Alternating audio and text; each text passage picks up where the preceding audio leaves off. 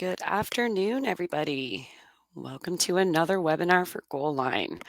Just going to give a couple of minutes here, and I shouldn't say minutes. We'll give some moments for some more folks to get themselves connected. While we're waiting on that, I'll just remind everyone, if you haven't attended one of these before, I guess it's not so much a reminder as it is just a note at the beginning here, some housekeeping. You'll notice that you don't have audio options throughout the webinar, but there is a chat option where you can throw any questions that you have throughout the webinar if there's anything that you have to ask about, and I'll try to keep an eye on that as we go through, and either we'll answer it throughout, either in that section, or possibly get back to you afterwards. And you can always contact our support team if you have any questions about anything you've seen here, or if you're not using these tools yet, absolutely reach out to us. There's lots of help material available, and webinars like this, we do tend to go ahead and add them to our Goalline YouTube channel. So you can look for that on YouTube, and you can see any of the past webinars that we have that we've put on. Some particularly good webinars to check out with respect to referee assigning are going to be related to some of the scheduling tools. This webinar, we are going to focus strictly on the assigning tools that are available in the system, but they obviously do rely on schedules being available. So we'll touch on what's required there, but then if you do want more information on how to create schedules and things like that, certainly check out our other training and help material that's available. Today's webinar is on the advanced official system, or the assigning platform. There's been sort of various labels that we've used for it over the years, but advanced ref is kind of the one that you'll hear me say quite a bit. And the system is applicable to any officials that you need to assign, and we'll take a look at how it can be universally applied to any sport, regardless of what you call your officials, because of course we're going to give you the ability to call them whatever you want.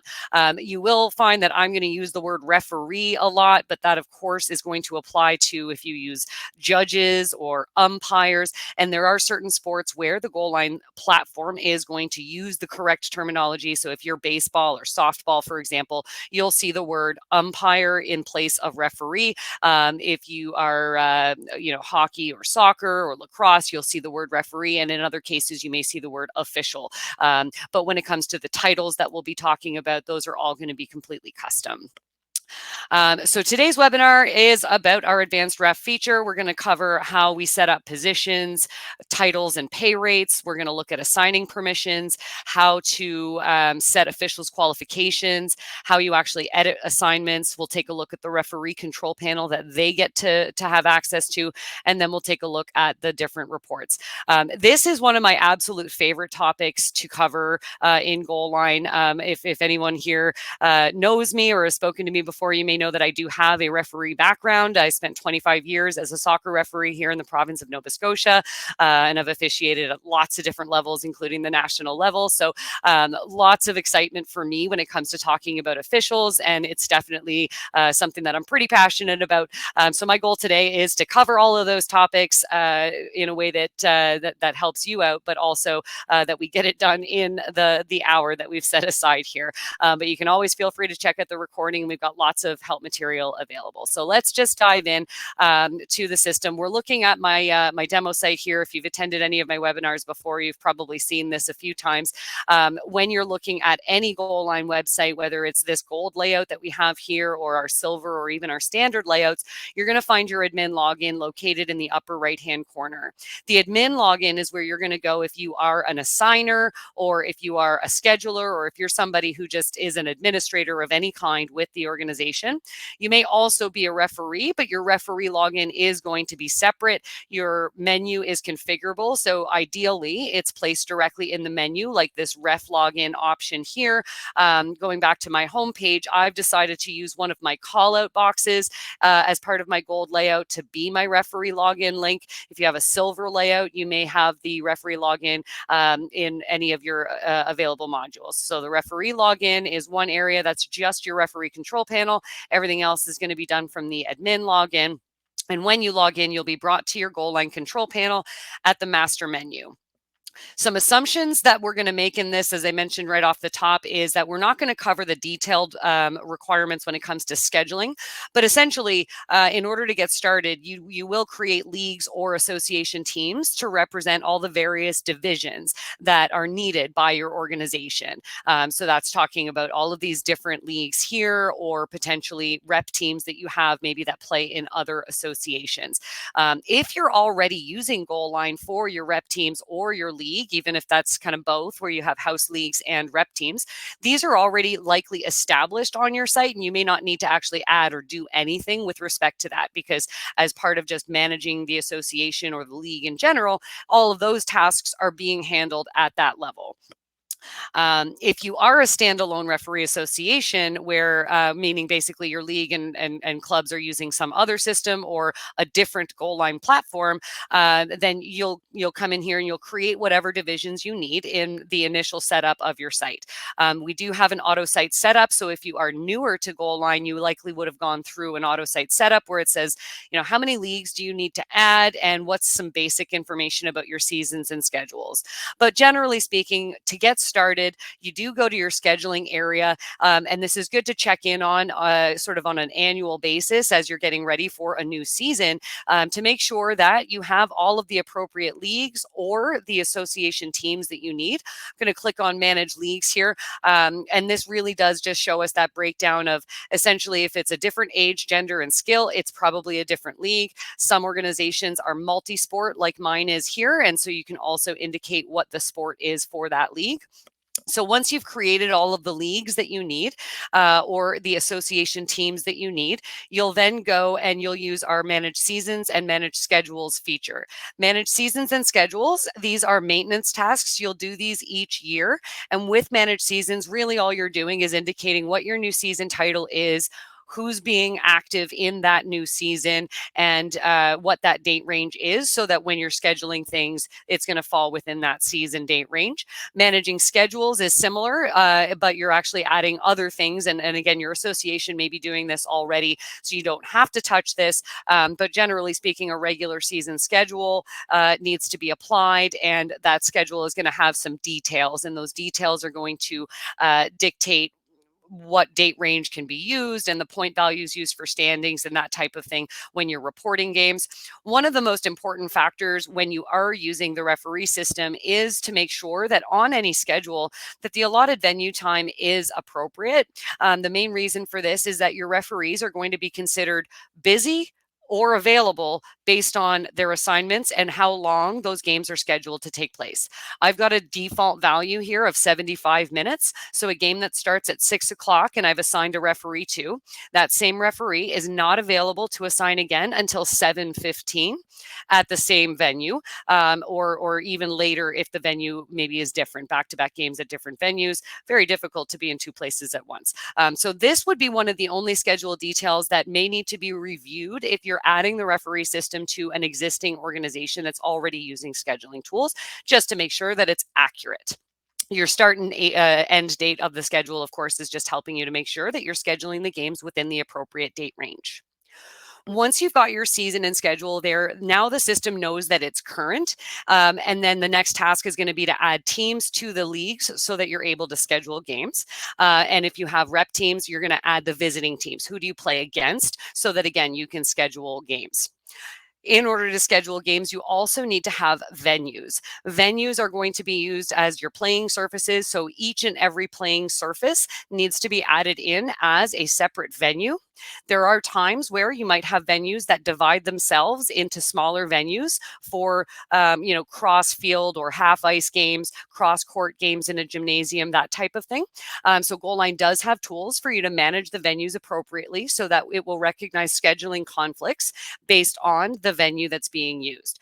So we have a venue with a half A and a half B. You might divide up down into sixths or thirds. Some large soccer domes usually divide into three different playing surfaces for indoor games and that type of thing. So your venues need to be in there, and you may be using a feature I'll touch on and sort of mention throughout the webinar today that we call regions, and your feature may be called regions or district or zone. There's different labels here, but when you have the region feature enabled, you do need to make sure that your venues have a region, and those regions are going to relate to a few things that we'll touch on, but mainly it's just a really easy way for you to divide up your officials and even your assigning permissions based on not just the league and the positions and qualifications, but also where are the games being played.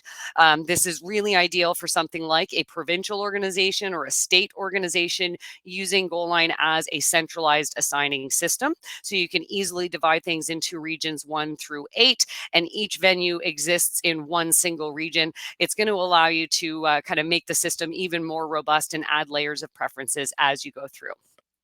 So now that those things are all out of the way, those are the assumptions that we're going to make here, that you've already done these things or that your association is essentially doing this for you. And then, of course, adding games. There are various methods for adding games into the Goalline system. You can do this from the master menu or from any of the individual league or team menus. And the methods are going to be either one at a time. So I can go in and I can schedule a game using add, edit, delete games. It's going to let me add one game at a time. So from the master menu, I select a division. And then from there, I pick which schedule it's going to go on. And then I'm going to select what teams are going to play, where and when. So the venue, the date, and the time. That default duration is going to show up right here. That's why it's so important for it to be there in the first place. And then I go ahead and I can create that game. So as soon as I've created that game, it's now available for me to go and assign officials to. It's also going to go through some conflict checking. Goalline is great for doing conflict checking, regardless of use of the referee system. It's going to allow you to check every team and venue for conflicts to make sure that you're not going to ever have a conflicting schedule. If there is a conflict, it will let you know what that conflict is, so you can go in and correct it. Maybe you made a mistake here. Maybe the game's supposed to be tomorrow, or maybe there's another game that shouldn't be there. So the conflict checking is going to happen automatically, regardless of your method of adding schedules. Another really popular method for adding schedules is using the schedule upload. Goalline does accept a CSV formatted file as a schedule upload, and we provide you with a couple of different sample downloads. These are just really based, the difference here is only going to be the date format. If you've ever heard me talk in a webinar before, you know that this is my preferred method. The year, month, day option is definitely the preferred method, mainly because it works best with CSV formatted files, and it's not as likely to be problematic as far as potentially mixing up month and day, where half your schedules go in and the rest of them don't because it's all mixed up. So using year, month, day is a lot less problematic when it comes to things like that. But the great thing about a schedule upload is if you're not using Goalline as a league or an association, you're able to take that league schedule and just upload it into the system, and you can upload as many games as you need across any and all of the divisions or teams that you manage. So you can add 500 games across 7 different leagues, and it's going to do the conflict checking appropriately and add those schedules all at once. Once you have a schedule in the system, you do edit those games one at a time using the add, edit, delete games feature, either from the master menu or from the league or team specific menu. Another option that's available, I'll just hop into a league menu here, is the Goalline system is capable of generating a schedule for you. So when you go to your schedule tools, you'll find that any of your standing style schedules are going to have a generate schedule option. This asks you for some basic preferences, blackout dates for teams where you won't allow them to be scheduled, what time slots you have for each of the venues that you want to use, and then it allows you to create your schedule, and you can do that in various ways, such as cross conference or inter-conference. You can even have the system generate practice schedules. So the schedule generator is another method in which your games could be added to the system. There's one other method that is fantastic if you are a standalone referee organization, but your leagues or clubs that you assign for also use Goalline, but you just want to be separate. We have a referee tie-in feature, and the referee tie-in feature allows your schedules to be pushed directly to your assigning system, and the communication goes back and forth as far as whenever games are updated in any of the places where they're created. It's going to automatically flow through, and so if the league makes a change to a game, as long as that schedule is tied in, it's going to automatically update everyone who needs needs to be updated, including the referee in chief, the assigner, the assigned officials. So that includes things like rainouts or reschedules or changes to the venue. So basically, Goalline is making sure that no one's going to forget about the refs, regardless of how you decided to add the games into the system. If you think that's a method that might work for you, you're going to reach out to the Goalline support team, and we can get that configured for you. So long as your league is good with us being able to do that for you. There's some other things that happen at the beginning of your setup with the advanced ref system, and that is going to be related to your configuration with some overall preferences. Part of getting started, you either had a phone call consultation, or in more recent times, you would have received a questionnaire, so that we can configure things just with that initial configuration. We can always make changes to that. So if you made decisions a while ago and you want to change those, we can definitely enable or disable something that may be not in use right now. So we're going to refer to a bunch of configurations in this webinar today, and you may not see those on your site. And if that's the case and you're interested, we can definitely take a look at that. Up for grabs, for example, is something that we can enable. If you don't already see it when we talk about that feature, if you don't see it in your system, we can enable that for you at our level, and then you'll be able to use it as you'll see throughout the webinar here today. There's another major one that actually my demo site I'm not using here today, and that's called venue preferences. So venue preferences are essentially the referee being able to say, I want to go to this venue or I don't want to go to this venue. Not all organizations need that, but for those larger ones that I referred to where you may have a large geographic area and multiple regions, might make sense for you to use the venue preference feature. If you do, that just becomes another layer that the system uses when it comes to getting your assignments done. So that's all really important to get set up correctly. Once you have that configuration done and you've got your access to the system, you're going to be able to get started with setting up your referee titles. And as I mentioned at the top here, your referee titles are custom and available to you. So we're using official titles here. When I click set official titles, it's going to give me up to 7 positions that I can provide a title for. So this is where, regardless of what you call it, you're able to get the appropriate label. A lot of times what we'll see is things like ref 1, ref 2, plate umpire, base umpire, first assistant, fourth official, etc. So all of the positions that you need, you can enter in here. So I'm using primarily first and second referee and line 1 and line 2, and then I've got a scorekeeper available here. You can also do things like an assessor or supervisor position. So any of these positions can be used, and if you don't use them at all, you just set them as not active. These official titles are going to be really important to create early in the process because they are going to be used for everything related to assigning permissions, referee qualifications, pay rates, and even your evaluation tools that are available for officials. Permission to manage positions is going to be either the main contact or could be granted to you using the official system preferences permission. And we'll pop in briefly to the permission section shortly. Another thing to get out of the way early is going to be setting your certification levels. Certification levels, they can be just as simple as a label that you have available to search and filter referees by, but they could be even more important than that. So when you're creating your certification levels, I've obviously got quite a mixture going on in here, and this might not actually be the best list here, but each one is completely customizable. So, and you can have as many as you need. So I can add as many as I want. I can get rid of ones that are no longer applicable. Things like in soccer here in Canada, what we would have is district, regional, provincial, national, and then FIFA.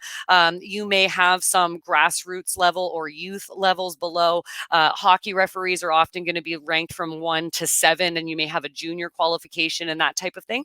So whatever your certification levels are, you're able to configure those directly in the system, and you can place them in an order so that when they appear in drop downs or in some other features related to certification levels, that they show up in this particular order.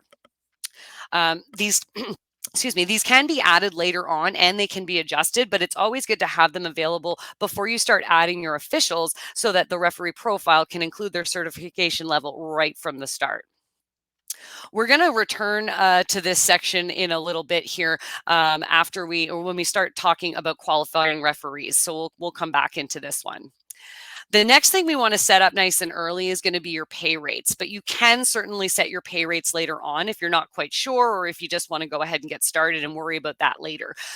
Your payroll official pay rates option here is going to use those titles that we just created in the positions, and it's going to use all of those divisions that were added right at the very beginning. So every division is going to be listed on its own row, and each position is going to be in its own column. And these are only going to be the active positions that you set, so you don't have to worry about those ones that you don't need.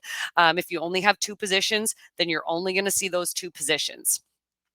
There are some things that we can do here at an association-wide level. And so that's things like if you do an assigning fee that you charge to your officials, you can set this up at the top. If you set that assigning fee, you would set up what it is. It's, in here, I've got $1. You can set this to be a percentage if that makes sense to you. And then you can indicate, do they or do they not charge the assigning fee? And if it's different, you can indicate that it's different for this particular division. Some divisions may charge a higher fee or no fee. So you don't have to set this at the top if you don't want to. It can be something that maybe only applies to one division. The assigning fee, just to reiterate, is a fee that is charged to the official. When they get their payroll, it shows as a deduction. So using my example here of getting paid $20 for the first referee position, if there is a $1 assigning fee, then this referee's payroll summary is going to show the $20 that they earned less the $1 assigning fee.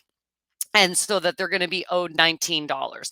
So that's how that relates to the payroll summary that you're going to run later. If your organization has a travel pay allowance, you can set that at the top here as well. So, and then you would indicate if they pay travel pay by checking the box here. So if they do pay travel pay, check the box and make sure you save your change by setting the fee on a per division basis. The rate that you put here, now mine says mile because my organization is set up as being in the United States, but if you're in Canada, this is going to be per kilometer. So keep that in mind, and it's going to be looking for address information. It's based on the address info provided by the official and by the venue. So it is required in order for the system to calculate travel pay that your officials and your venues all have address information. Travel pay is one way. So if you want to pay it both ways, you do want to double the rate that you pay. So maybe I only actually wanted to pay 26 cents and some odd. I can't really divide 57 in half, but you would double the rate that you charge, or that you would put here. And this is going to show as an addition, as long as the official has traveled the minimum number. The other note on this is that the minimum number, it will include all of those miles or kilometers, not just what's over the minimum. So just keep that in mind as you're setting up any travel pay that would apply system-wide. Otherwise, you just go through and you indicate what rate they receive for this division in this position and set your fees appropriately. Any positions that you don't use, you can leave them just as zero. You don't have to put in pay rates if you don't use them. For example, in my men's league, we don't use the second referee position. We use the 3-man system here. So we use the referee and 2 lines.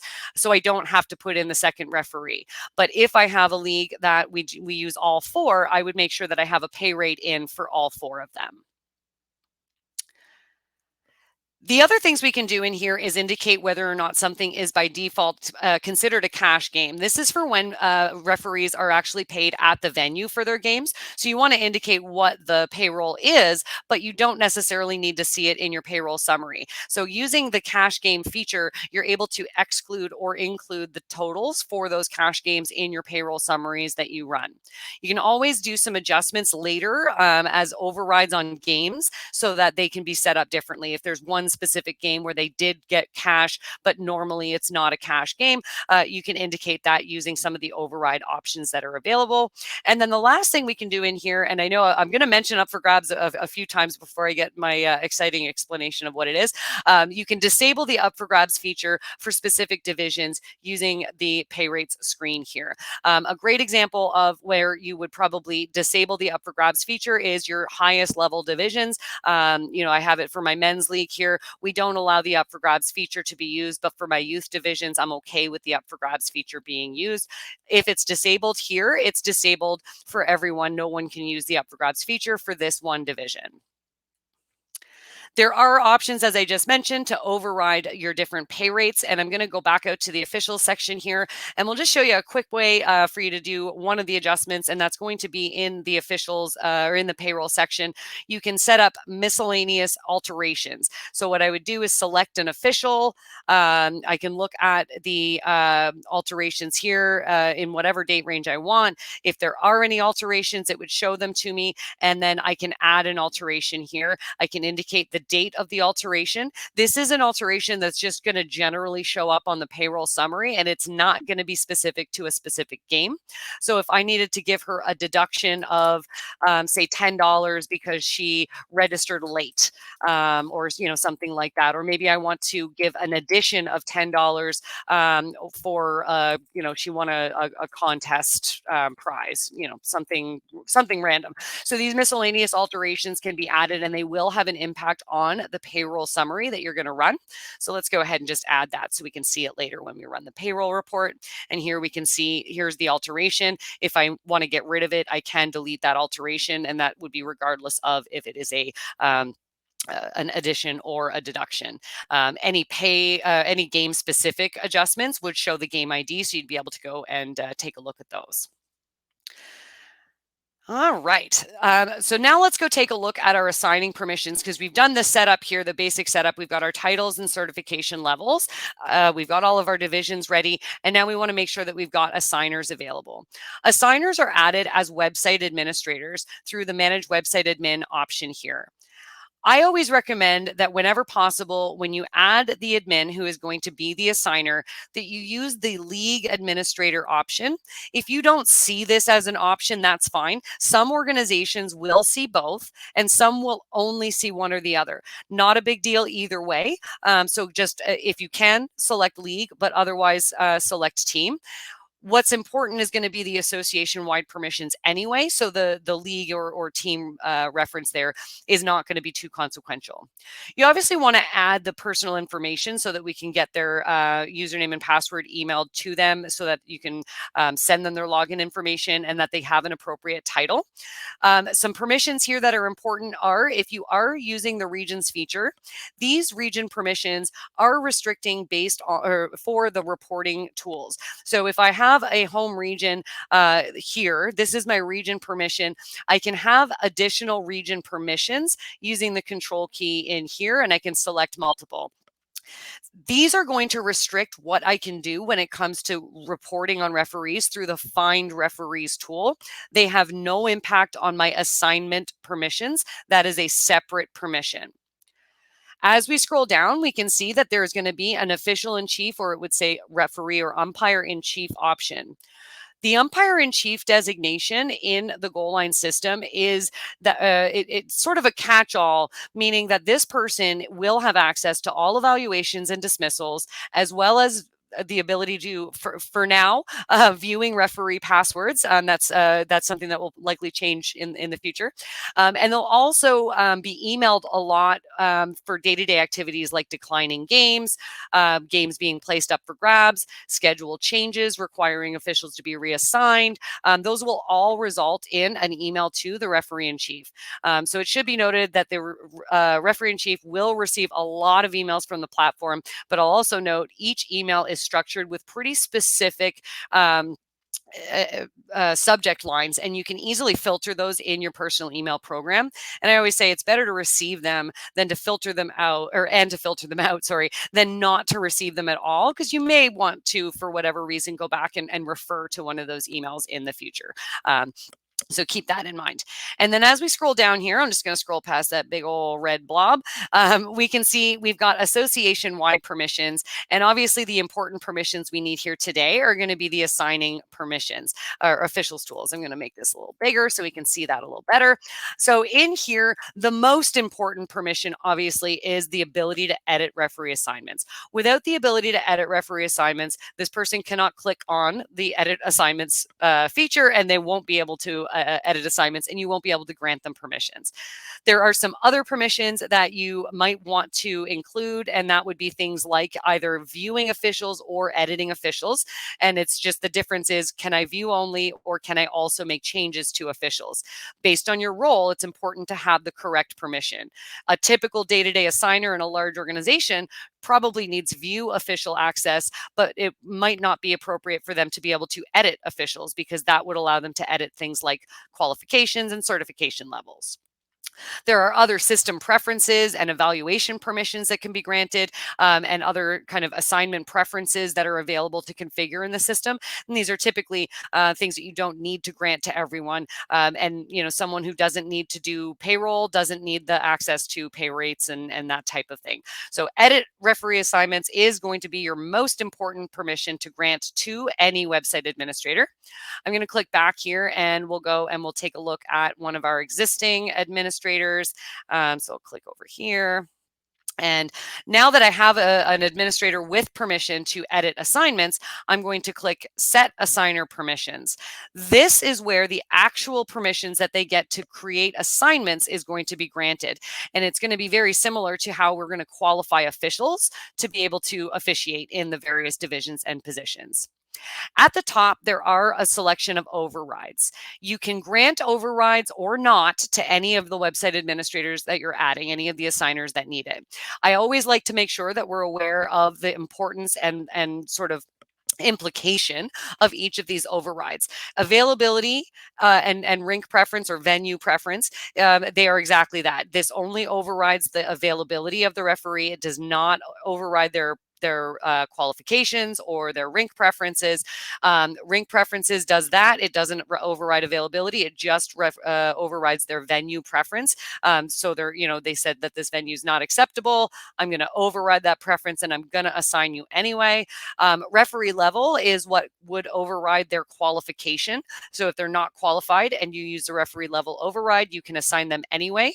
And then master override overrides any and all of the system preferences. It should be noted as well that master override, there is one scenario in which you are capable of assigning a conflict to an official when using master override. And it's a bit intentional, but it's a pretty small use case, and it doesn't tend to happen often. But imagine a facility with two playing surfaces, and you want to assign a scorekeeper or a supervisor to both fields at the same time. Using master override, you are able to do assignments like that, but it is a powerful override that I generally don't recommend is granted to your typical day-to-day assigners. It's a great override to use when you are a development coordinator or the assigner who is responsible for assigning assessors or supervisors. Lots of use cases for when it's appropriate to use, but the day-to-day assigners would typically only ever need, if any of them, availability and your venue preference override option.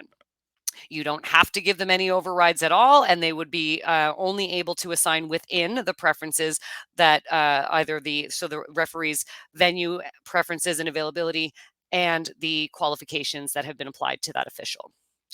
The permissions that we see here are, again, we're going to see the sort of similar list as we saw when it came to payroll, is that we see all of the divisions and we see all of the positions, and we just have some check boxes where I can say you're allowed to assign these, but you don't assign the scorekeeper. So we can assign maybe all 4 of these positions for CHL Adam, and maybe you're also going to be my 15U AAA assigner, but that's it. Maybe that's all you're going to be allowed to assign. So you can go through and check off each and every one that they are applicable for. You do have some check all options at the bottom for entire positions. So if they are the scorekeeper assigner for everyone, you can do a check all here to give them that permission as well. I generally recommend as well that you do the view only permission for all of the divisions that they're not able to actually do edit assignments for. In addition to the position and division preference or assigning permissions that you can grant, you can then specify what region can they assign for. So just to keep it all on the same screen here, for example, if I have two assigners who assign my boys volleyball league, but that league plays across all of my different regions, I might have two assigners, and one of those assigners assigns it whenever it's in these regions, and then the other assigner would assign it whenever it is in any of these regions. And that prevents those assigners from viewing and editing assignments for the same game. So they're not stepping on each other's toes.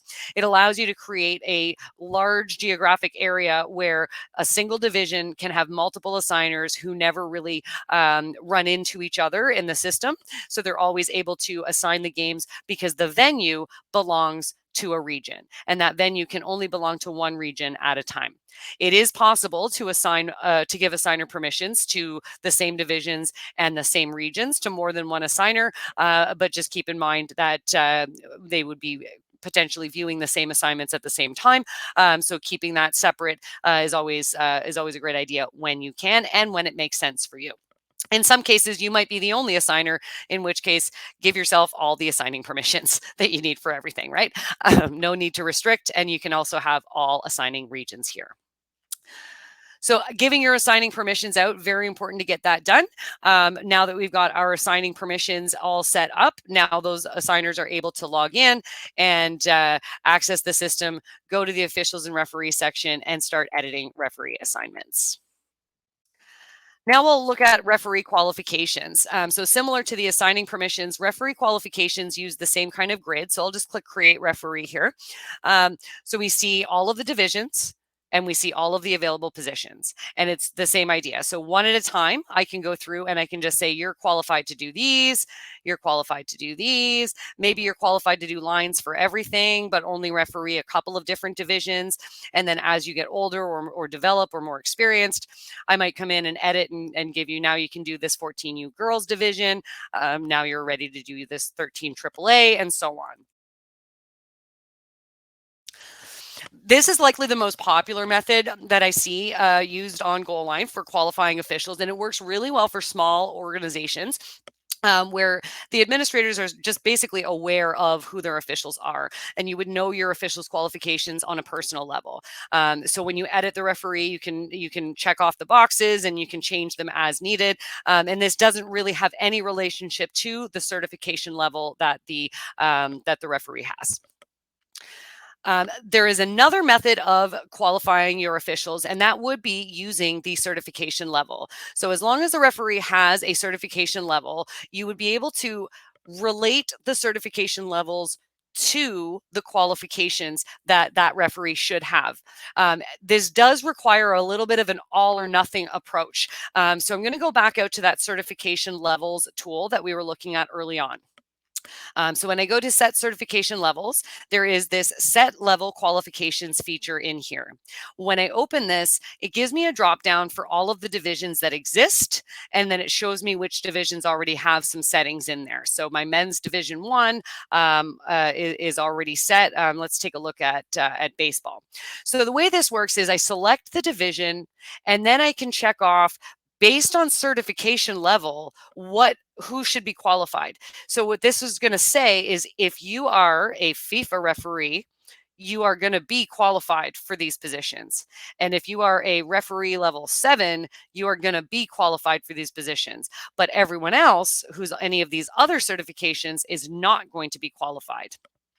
This generally does require an all or nothing approach in that you don't want to set these league qualification rules for some but not all of your divisions and certification levels, because it does change the way the system is going to read who is supposed to be qualified for certain things.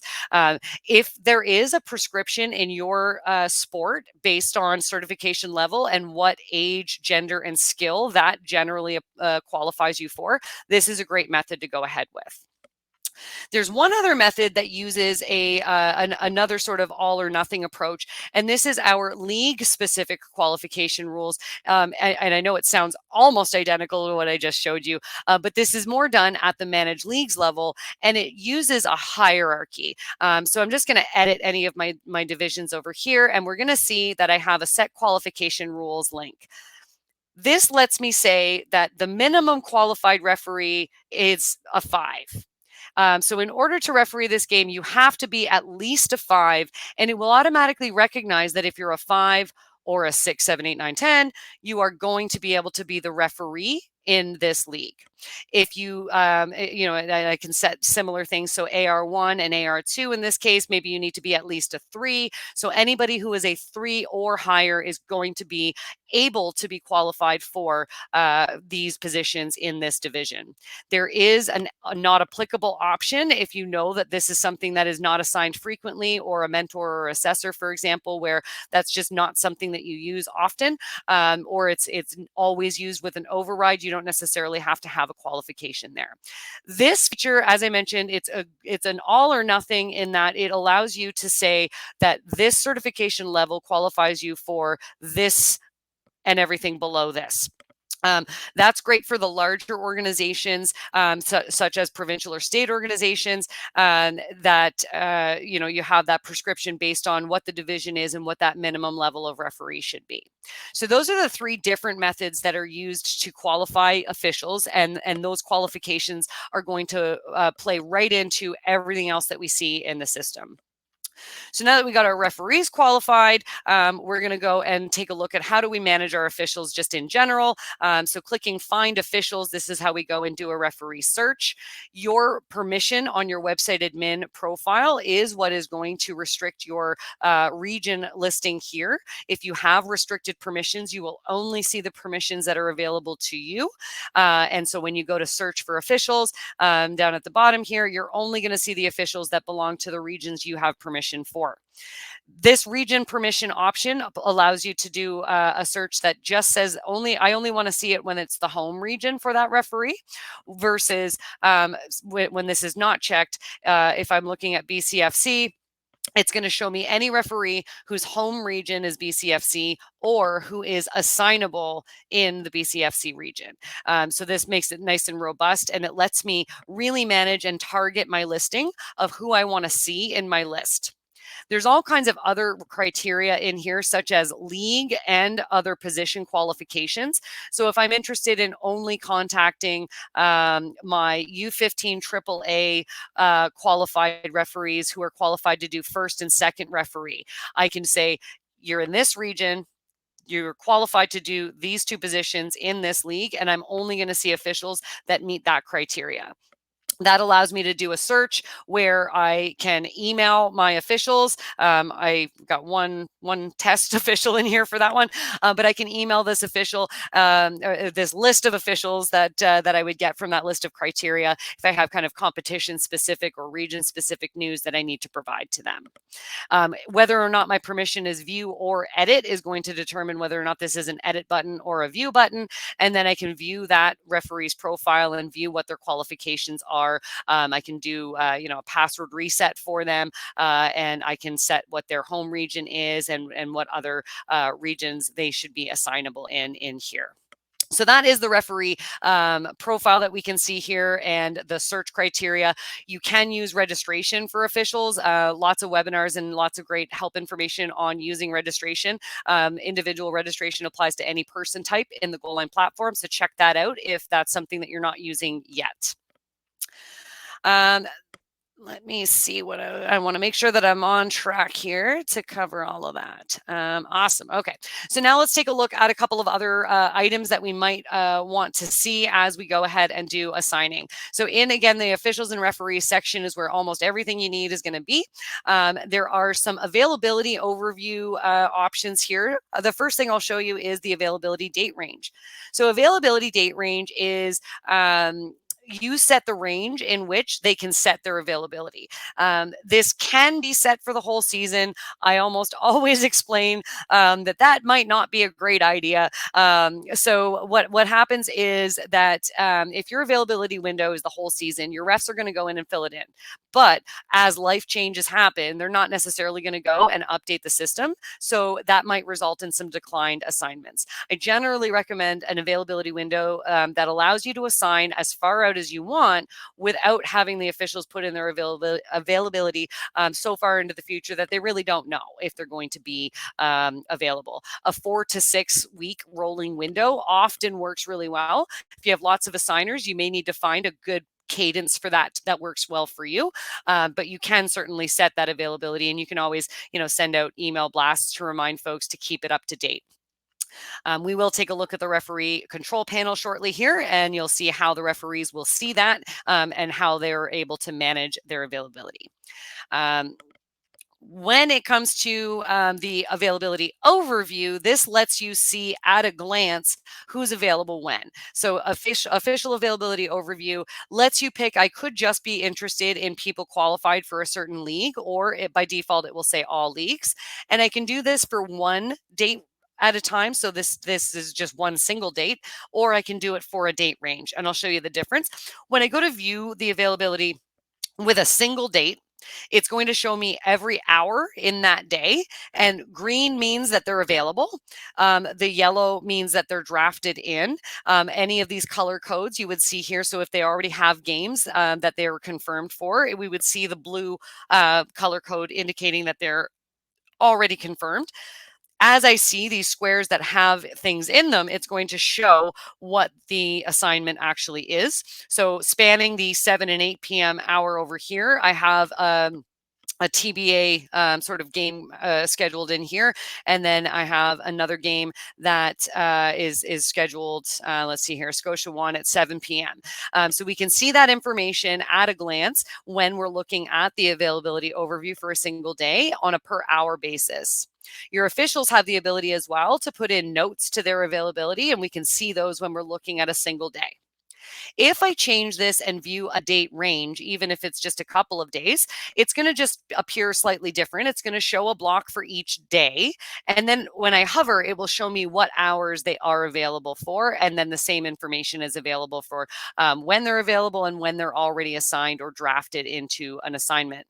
I can see that some of these referees have bold names, and what that means is they have notes to their availability that might be important for me to know as an assigner. Things like, I'm the best ref here says, if you need me and I'm not available, just call me. I'll do that. Sometimes it's, I only want to do one game, even though I'm available all weekend, only assign me one game. So lots of different reasons for referees to put in their availability notes for you, and you can view that overview. If you are using venue preferences, you'll have a very similar tool to view venue preferences. So for each official, what venues they have as preferred, acceptable, or not acceptable. And that just kind of helps you figure out sometimes if you're wondering, why is Anne not showing up to assign this Friday night, right? She might not have that venue set as acceptable or preferred, or maybe she's not available, or maybe she's already assigned in a division that you're not looking at in that particular moment. So those are assignments overview options that you can take a look at. In my experience, I find a lot of folks like to have a tab open on their browser with the availability overview, and then another tab with the editing assignments, so that you can kind of refer back and forth without constantly having to just open drop downs that we'll take a look at here in a moment. So how do I assign games? So we've got games in the system. I want to go now and edit officials assignments. This is going to default to the current date, and it's going to default to not use an override. The sort order here, my default is alphabetical. Your default might be something different. So official level is another really popular sort order. Distance from venue is used quite a bit as well. Again, this does require address information for the venues and the officials. And then game count is another one that's kind of useful as well. So it shows you the referees who have the least number of games over a rolling 4-week period.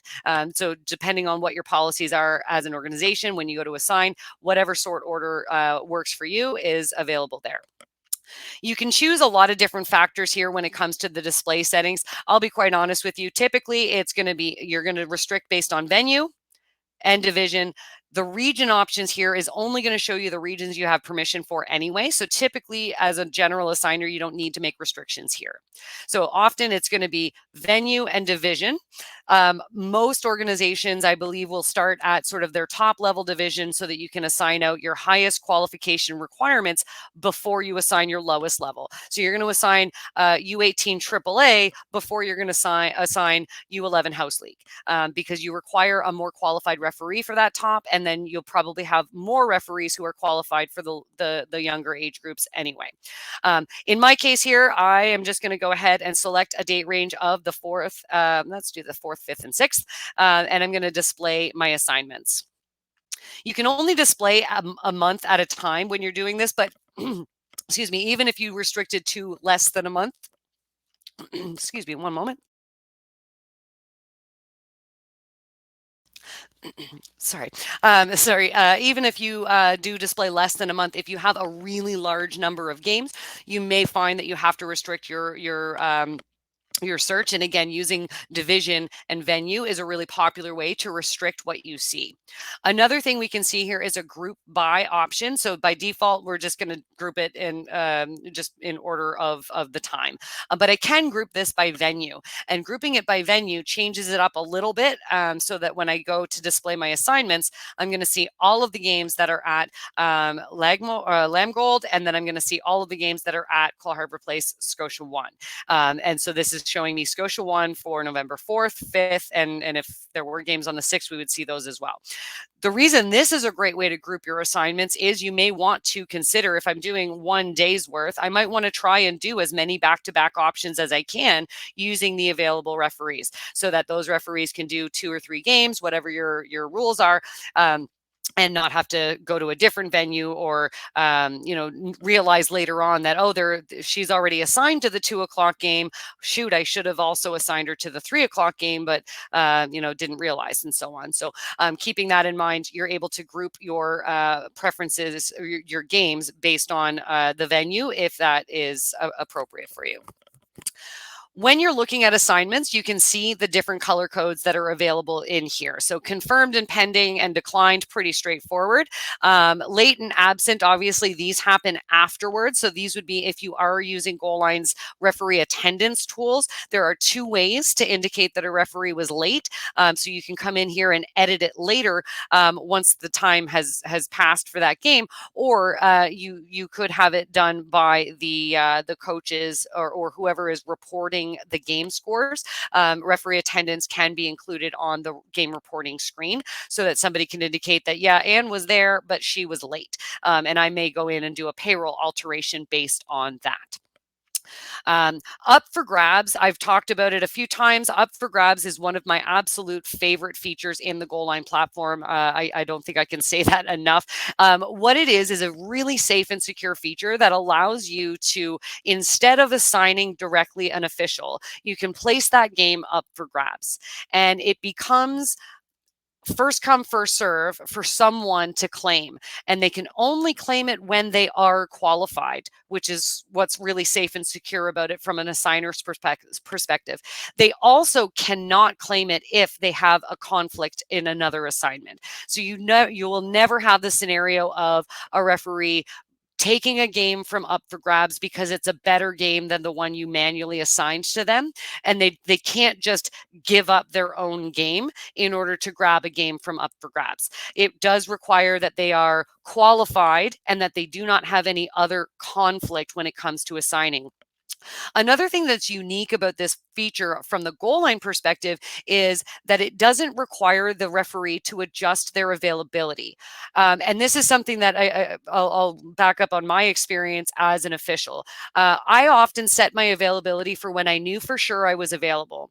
And then I would possibly grab a game if there was one available for a time that I wasn't sure. So it's Thursday evening. I'm normally not available on Thursday. There happens to be a game up for grabs. I can go in and claim that game without having to make myself available. So what it does for you as an assigner is it helps your games get covered. In my experience as well, games don't last very long in the up for grabs state because they're available for everyone to grab. Anybody who's qualified is going to get a notification that let them know the following game has just been placed up for grabs. It lets them know where it is. It lets them know when it is. So you're able to go in and make an informed decision and first come, first serve, grab that game without having to interact with an assigner, without having to call people and say, hey, can you take this game, without having to email people back and forth. It's all done in the system and it automatically updates everything through to the payroll feature so that referee would get credit for having done that game on the payroll features.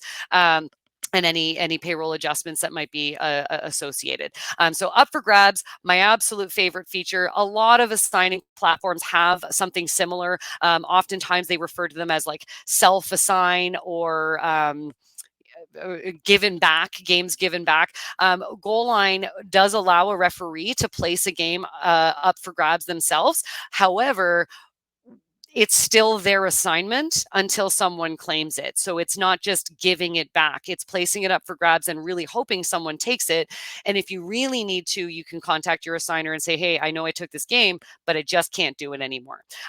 Something came up and whatnot. So the up for grabs feature, really safe and secure, and really takes a lot of the legwork out of trying to reassign a position for a game. And you know that it's safe and secure because your referees cannot take advantage of the system in order to just maybe get a better game or get I'm supposed to line this game over here, but I'd rather ref that game over there. Obviously, I'm a soccer referee using those terms. Sorry. But yeah, it's a really great feature, and you can see any games that are in the up for grabs state are going to show in this orange color. In this case, I as an assigner placed this game up for grabs, but any divisions that allow my officials to do it, they can do that as well. So now that we've looked at the assignments, I'm going to open some of these drop downs and show you how we see this information. So I can place it directly up for grabs, or I can say it's not required. I don't have to do that for positions that aren't required. If it's just never ever required, I could just leave it blank and that's totally fine.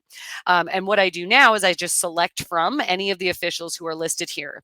I'm not using an override. So all of these officials are willing to go to this venue.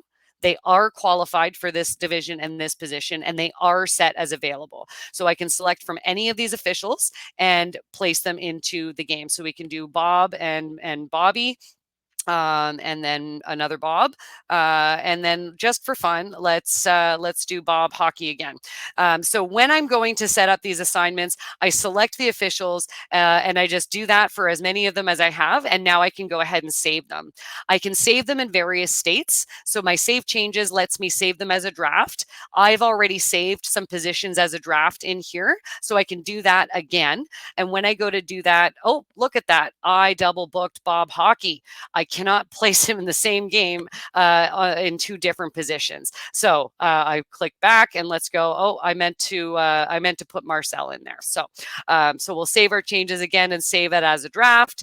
That was fine. Everything was all good. So now when I look at my assignments, they're all drafted in again.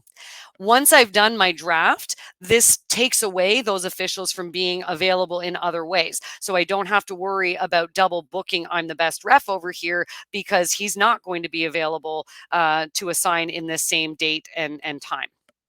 So now I can save my changes and I can set them as pending with an email to the officials. You can set things as pending without an email to the officials. I definitely recommend the email. And you can also save things as confirmed directly. Saving them as pending with an email to the officials, this is definitely the way the system is meant to be used. So now that these are pending, the officials can now log in and confirm and decline their games. So I'm going to go and take a look at Anne's profile over here. So I'm logged into Anne's control panel. And when we take a look here, let's see, view personal assignments. So Anne is drafted in to a couple of games. She's pending. there's a game up for grabs that she can see, that she can claim because she is available and qualified and has no other conflict. And then we can go to the confirm pending assignments option over here, and we can see the games that that she has to confirm or decline. She didn't do a very good job of confirming or declining her games in October, so we'll go ahead and confirm these ones here. So I can do these all at once. I do not have to do all of them at the same time. I could just make selections for one, or I can, and think about the rest. But now that I've done that, view personal assignments shows me I am now confirmed for these games, waiting on I'm the best ref over here to confirm his game. And then when we go over to up for grabs, still available and qualified for this, because my personal assignments are, there's no conflict here. That game is at the same venue 15 minutes later. So I can definitely claim that game if I want to. As an assigner, let me find where I am. Now that Anne has done her confirm, if I refresh over here in real time, I can see that Anne is now confirmed. The other thing we can do as an assigner is we can view a very robust history. So we can see a history of everything that happened and who did what. So me as Goalline, I came in and I drafted in these assignments, and I did that earlier. And then I came in and I set them as pending. I did that just now. And then moments later, Anne signed in and confirmed her game. Had she declined, we would see that she had declined. So we can see a robust history of everything that happened with that game. Going back into Anne's profile, I can also go and claim that up for grabs game. It's going to ask me, are you sure? So I say, yep, I'm going to confirm that assignment. So now there's no more games up for grabs. And when I view my personal assignments, now that new game is my game. And again, we'll see the same thing on our assignments. We'll see that instead of up for grabs, we're going to have Anne in there. And that's confirmed.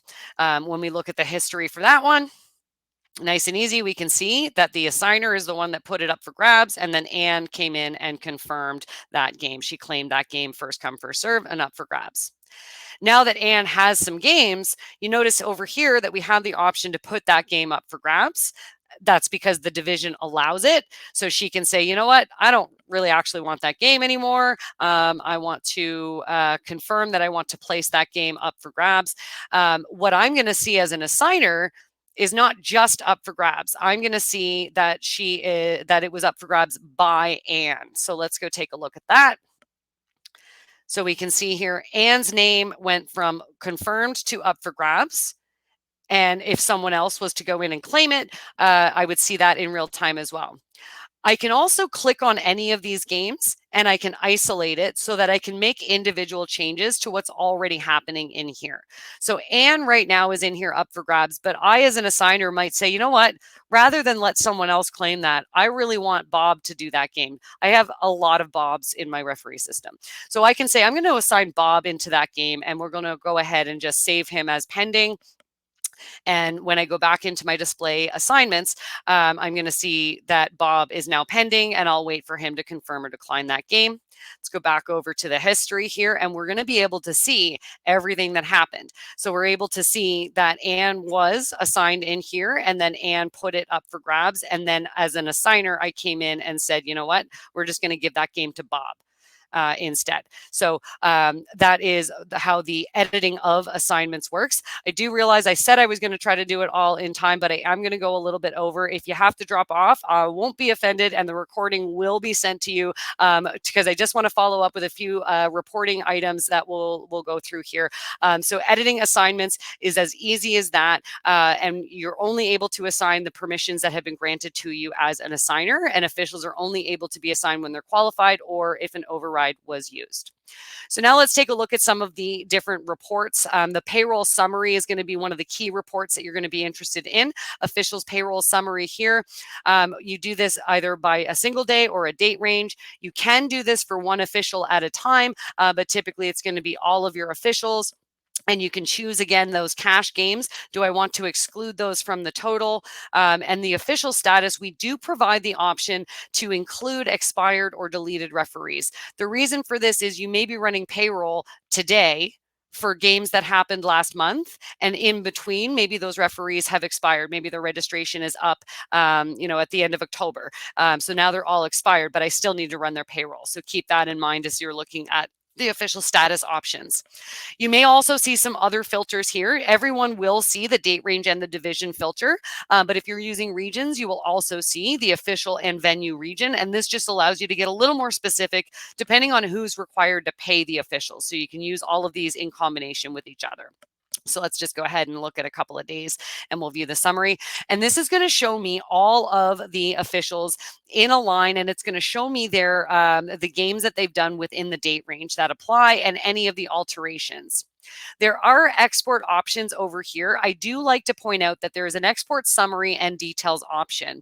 These are almost identical reports, but the difference in the reports is going to be that essentially there's going to be one row for every official in that file. The difference between the summary and the details is that the details will break out the travel pay specifically, the alterations specifically, assigning fees specifically in their own columns, as opposed to just one single column representing all additions and another separate column indicating all deductions. So the summary is just going to be, here's what they're owed and here were all of the alterations. The detail is going to be, here's what they're owed and here are the type of alterations. So the two export options are going to be very similar. And the goal of this report is that each row is going to provide you with the total. If you're writing checks or submitting it to a bank for direct deposit, you would use that report to say, this is the total that we need to pay for Anne. And then you do have this itemized option that you can see on a per official basis, but this doesn't export. These details don't export. The next report that's relevant to payroll is the billing report, and that does get a little bit more specific. So we take a look at that one down here. So official billing report. The purpose of this report is to provide a report of all of the officials that are assigned in a given date range. So in this case, this is defaulting to my season up until today's date. So I'm going to view this report. The displayed results include all of the games per division and things like the number of officials assigned. I mostly do my assignments in my women's league over here. So we can see here we've got only one assignment that actually happened in this date range for this division. And we can see there were a total of 7 games. The expenses related to it for game fees, admin expenses, if there were other travel pay or alterations, those would be included here as well. These can be exported and essentially can serve as a report that you would use to bill the association or the league for your services as an assigner. So if you want to go to the Hurricane League and say, you owe me $100 for the assignments that I did for you in this date range, and here's the breakdown of what we did. If you assign 3 officials per game, this system would indicate the number 3. In this case, I only had one confirmed assignment, and that is going to be the one official. It would list all officials' names in this area, and that would be included in the export. So the purpose of the billing report is to essentially use it in order to invoice the associations and leagues for your services as an assigner. You would export it, and for example, you might just care about the total. Maybe it's the 2 games is what's important to you, and you just multiply that by your assigning fee, or perhaps there is an expense where you pay the officials and the league pays you back. Lots of different use cases. This report is meant to be exportable so that you can manipulate it for your purpose as a referee, assigner, or association. The next one that's a really fun little report is going to be the assigner audit report. The assigner audit report is designed to basically keep track of how your officials are using the system and using overrides. Let me see, assigner, sorry, I lost it. There it is, official assigner report. I just scrolled right past it. So the officials assigner report, I can check on just one specific assigner. I can do a date range, and I can look for specific overrides, or I can just view the summary. So in this, Goalline is the only assigner. 4 games were edited, 18 different positions. Up for grabs was used 3 separate times.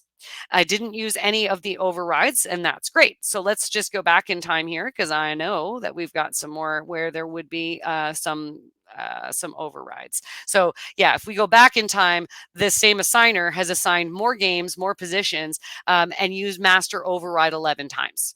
That might be against your policies as an association, so it's really important to be able to keep track of that. This is a report that not necessarily is meant to deter the use of overrides, because those are certainly necessary, but there's a time and a place. If you're placing underqualified officials in games for the purpose of development and being assessed, perfectly reasonable to use the ref level or even the master override at times. But if you find that out of all 10 games and 35 assignments, the master override was used 35 times, that's excessive and probably goes against your policies as an association. The other two reports that I think are really fun to look at and just kind of helpful, again, leading towards what I always refer to as equitable assigning, is the game count and position count. So game count per team, what this does is it helps you to recognize if you're assigning the same officials to the same teams regularly. No team wants to see the same referee over and over again, and no referee wants to see the same teams over and over again. So when you're looking at this, you do this on a per league basis, and you would say, okay, Anne has been assigned to 2 games. One was where Blizzard was visiting. And another one, let's see here. Is there any other ones with Blizzard? No, we haven't. She hasn't done too many of the same games over and over again. So this isn't too bad. But if you find that all of the Blizzard home games are officiated by Anne, maybe you want to switch that up and try assigning someone else, so that you're not getting sort of a home bias or bad blood going on between officials and teams. Another report in a similar vein to just make sure that you're using your officials as best as possible is the game count per position count per league. The position count per league does a similar thing in that we can look at, I forgot to select a league. So again, we'll go to my women's league here. And we'll see here. So Anne's been assigned to 2 games. She's been the first referee both times. When I look here, Mike has been assigned 2 games. He was the second referee both times. If I start to see a trend where, Anne has never done a line position, or Bobby has never done the referee position, or so on, this helps you to make sure that you're using all of your officials and giving them an opportunity in different positions across multiple leagues. There are certain times where at a certain level, officials do become a referee or a lines person, or in soccer, you're either an assistant referee or a referee.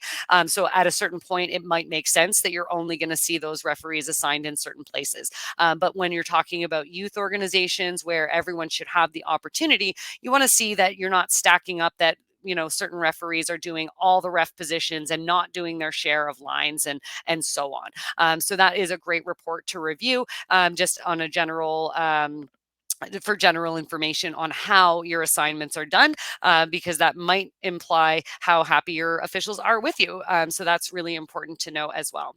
I'm just going to hop in one more time to the referee control panel and show you a couple of little things in here with respect to what else can referees do. If the referee has permission, they're able to submit evaluations on other referees. So Anne is my highest level referee, so I trust her to be able to provide an evaluation for other referees. There are some default options and there are some customized options, and a short form version of evaluations that you're able to do. So there are different ways for this to work, but the idea is that I can go in here and I can submit an evaluation. I can also submit an incident report from my referee control panel. These are going to differ a little bit based on what sport you are, but the typical default one is going to be what we see here. The incident report is going to be emailed to the referee in chief, as well as anybody set up in your system as being specifically set up to receive incident reports based on what division it was for. So if you have a discipline coordinator, you can set it up so that they receive all incident reports related to baseball or lacrosse or girls U13 tier 1, so on and so on. So this is something that all officials can do. If you are a soccer organization specifically, the report is called a dismissal report, and it allows you to do all 3 of the potential reports you may need to do, including a player dismissal, for a red card, a coach dismissal, or a special incident report. So keep that in mind as well. Referees may or may not be able to view their own payroll summary, in which case they can only view their own. And then they can also do this cool thing regarding conflicting teams. Organizations where players and coaches and officials may have family in the organization, it may be reasonable to come through and set a conflict. So Anne officiates in my Hurricane League all the time, but she has set a team conflict with the Squall team. Potentially, maybe she has a sister who plays on that team. If you have a family member, that's an ethical, issue, and so we provide this tool that allows officials to set a conflict with a specific team. And what this does is Anne is definitely qualified to referee this division, but she's not qualified according to the system if Squall is one of the teams in the game being assigned. And an assigner who uses an override to be able to assign her would receive a specific notification indicating that this conflicts with a team conflict that this referee has specifically set. So it's just a helpful tool to make sure that officials who have family or who perhaps play in a division that they're otherwise allowed to officiate, it just allows you to make sure that they can set those team specific conflicts and not have any kind of ethical issues coming up. So the referee control panel provides a lot of functionality. The main thing people come in here for is to set their availability, and they do this on a per hour basis, or to view their assignments, confirm and decline, and manage their up for grabs options. So I apologize that I did go over, but not quite as long as I did last time I did one of these, I believe. Appreciate your patience there. If you have any questions for us, reach out to our support team, or check out our FAQ or support center, and we'll place this up on our Goalline YouTube channel, and you'll also receive an email as long as you've registered. You'll receive an email with the recording as soon as it becomes available shortly after we shut down the webinar here today. So thanks again. Really appreciate it. Reach out if you're not using the referee system and you'd like to. Definitely reach out and we can get that going for you very, very quickly. Thanks so much and have a great day.